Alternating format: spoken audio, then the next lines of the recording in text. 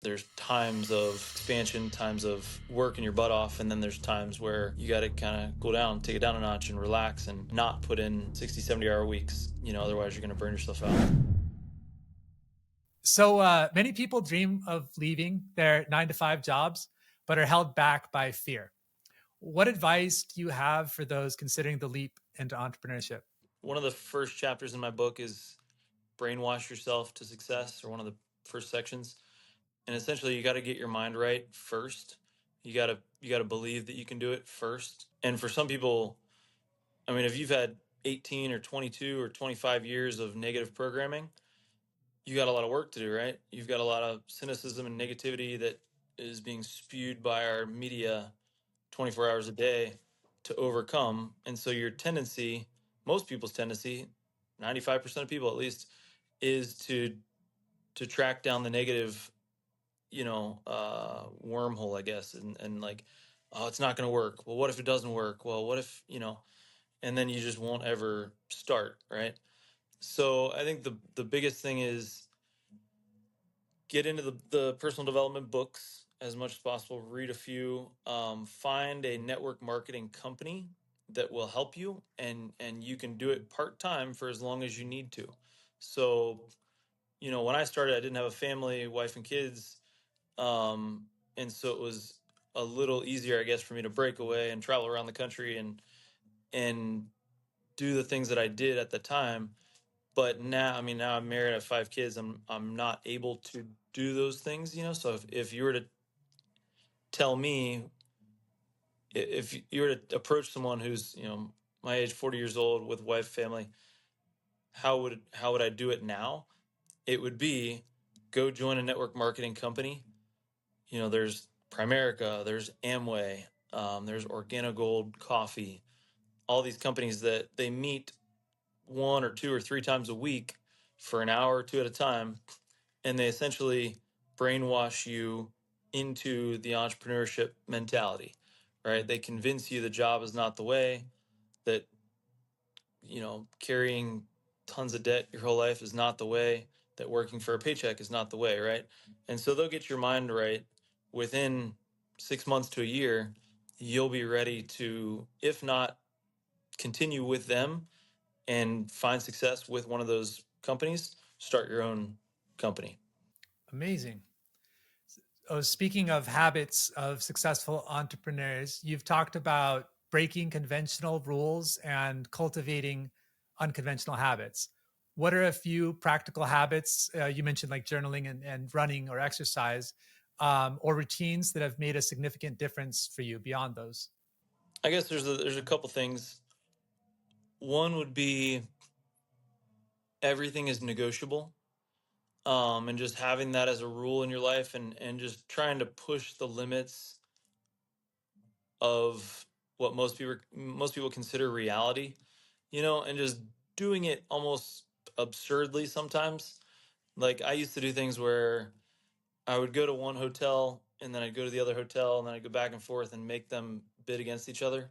Like, this guy's giving me $79 a night. Can you give me $69 a night? You can't do it? Okay, well, I'm gonna go back to this guy again. You need, are you guys at like 100% occupancy? No? Okay. Well, then give me the $69 a night, or whatever it is.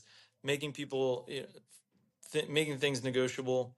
I don't like waiting for things. And so I try to avoid waiting, and I try to avoid waiting in lines, whether, now I can do memberships and whatnot that allow me to cut the lines. But before, I kind of push the limits and cut the lines whenever I could, in order to save time, and just because I just kind of tried to push the limits of my comfort zone. And that's one of the reasons, or one of the ways that I did it. The other thing that I've done pretty consistently is, if I meet someone, or if I'm in a position to meet someone that is more successful than me, or they're like, I used to run on the beach, and I still run on the beach, but run on the beach past, the mansions down here in Southern California, and just kind of run up, not by the water, but up by people's houses, and kind of stop and talk to people as they're reading or doing their gardening outside, and asking them what they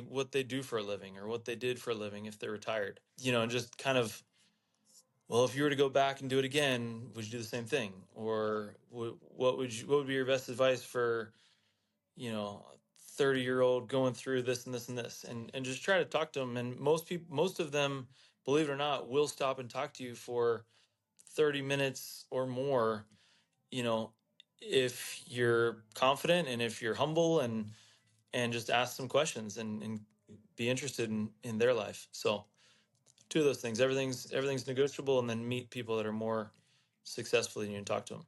What techniques or tools would you recommend for entrepreneurs who struggle staying on track, like for controlling their attention or focus? So meditation is a big one for me. I don't think I could have written this book without meditation, and I think I definitely have some a streak of ADD in me, and I get bored quickly, and so I like to focus on squirrels that, different ideas that come to mind. I'll go chase after that idea, or I'll chase after this, and I won't stick to the focus. Whether it be a business or a book that I'm reading or a book I'm writing.